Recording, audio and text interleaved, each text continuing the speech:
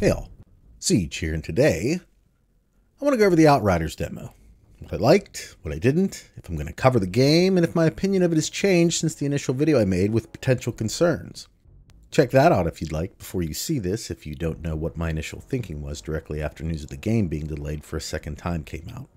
I might as well preface this by saying, if you're here to validate whichever side of the echo chamber you've decided to ally with, you're probably going to be upset with this video. As I feel overall, Outriders is fine. Is it some great Warframe, Destiny, Division, insert whatever game you like here killer? Obviously not. But, and I think more importantly, is it more like Anthem or even Cyberpunk at release? And at least from the demo, no, it's not. As a whole, I don't see this game being a buggy, glitchy mess at launch if the demo is any indication of how it will run. So I feel like you are in fact going to get a functional title day one, at least based on what I played, and I think that is significant, especially for those who have pre-ordered. This is in fact, as long as the servers get properly adjusted, something the developers have already addressed as something they at least allude to not being a problem and all part of the plan, so to speak. Personally, I did have issues logging in from the first day of the demo on, with that being a problem throughout the weekend. However, I read online early that the Xbox specifically was having cache problems with the game, which forced me to continually shut my unit off for like 30 seconds or whatever and start it up again just to log on. And I get it, it's just a demo, but it does make me wonder if that might be something the actual release will also force me to do. And yes, it does seem to be an Xbox only problem, but it's a problem nonetheless. I also had a few crashes during my playtime, but I have to say overall it felt pretty stable, without a ton of glitches when I was actually playing, which is probably critical for a good day one experience. So if you did pre-order, I think your investment will be safe, at least in that regard. As far as the game and the gameplay, well, in truth it feels very much like another entry into the looter-shooter genre, complete with some good aspects and some that maybe aren't so much. Many will absolutely love this game, I'm sure, but I think many aren't really going to get into it. If gaming is something you do consistently and you're burnt out with everything else on the market, it's probably going to be a pretty good thing for you. Although I think if you're deep into something else already, it might not have enough to pull you away. For those that don't game consistently, it still seems to have enough to be an enjoyable title, but I'd also say other games out there, I feel, are more polished, more stable, and with more interesting gameplay that I would probably direct you to over this.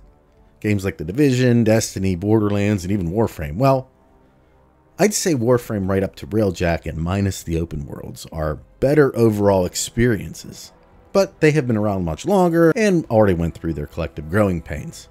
So here's what I liked about it, aside from the fact, of course, that it actually seems like it might work on day one, which it's sad I have to put that in the win column per se, but with how things have been going in the industry, I'd say it's pretty relevant.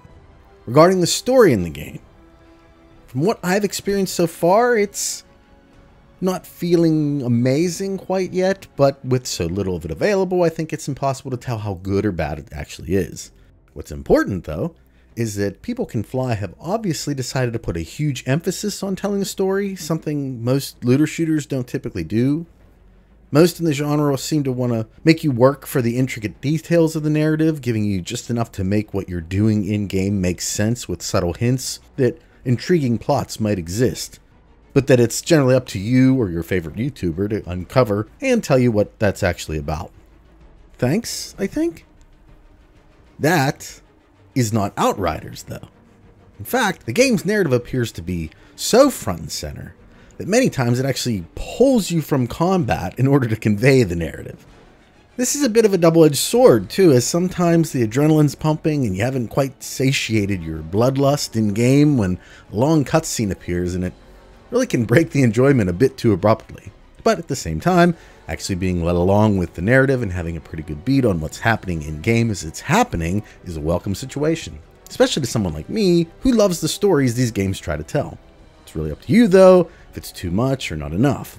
While we're on that point, I will determine if Outriders is something I want to cover after I get an idea of how good the story actually is, and if there's anything I feel I could either explain or theorize, although let me know in the comments if you'd like me to cover it regardless. Obviously that's something I'm going to factor into my decision.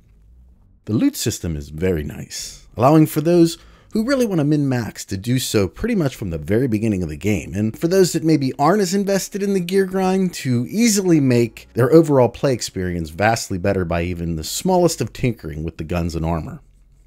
If you're familiar at all with Destiny, The Division, Borderlands, etc., understanding how to equip, unequip, dismantle, and mod will feel pretty familiar. And for those that aren't, it isn't very complex, even without much direction from the game itself.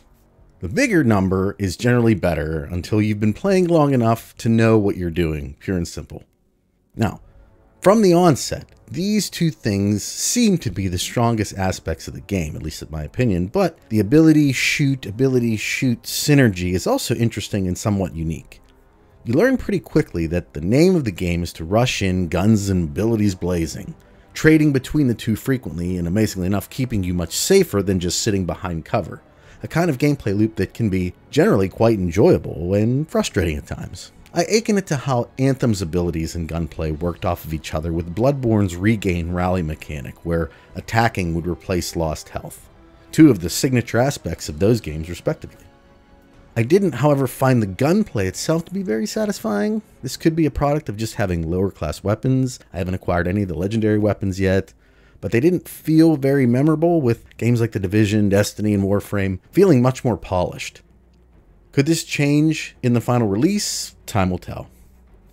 Another issue I had was that there are a number of breaks in the game when moving from one area or mission to another, which felt very Anthem-y, but if that comparison offends you, it resembles Remnant from Ashes in the same way. And in that game, it never really bothered me, so I'm not completely sure it'll be a negative in the final release, but with the lengthy cutscenes and such, at least in the beginning of the game, I would have preferred to have a bit better combat to non-combat ratio, so to speak. Moving on, the visuals in the game are not bad. They aren't groundbreaking in any way, but they don't look terrible by any stretch either, so I don't think that aspect, at least, will really move the needle either way for anyone with experience in the genre. But my biggest overall concern with this game has to do with content.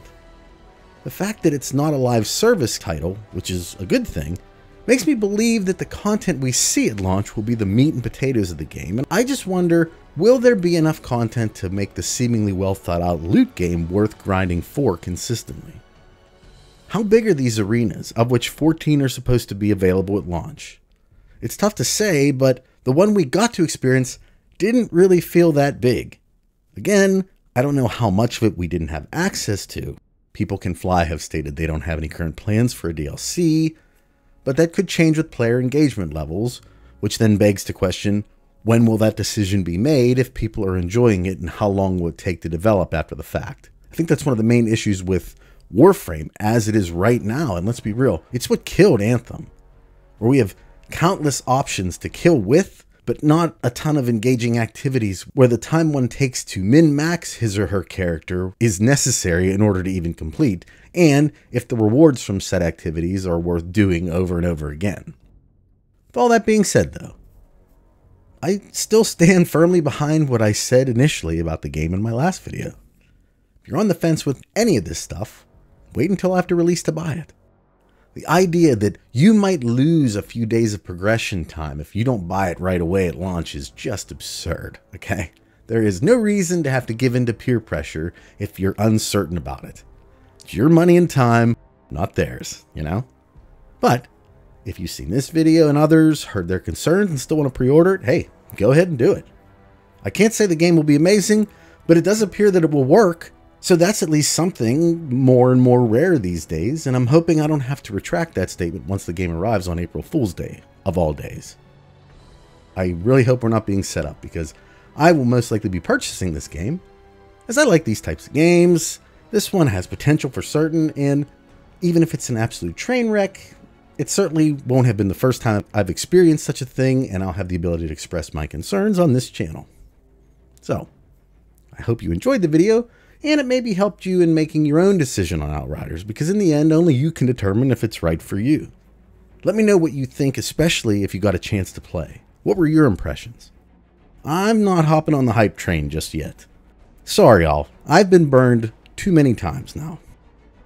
At any rate, I hope you have a wonderful day today, a wonderful rest of your week, and I'll talk at you all in the next one. Take care, everybody. Bye.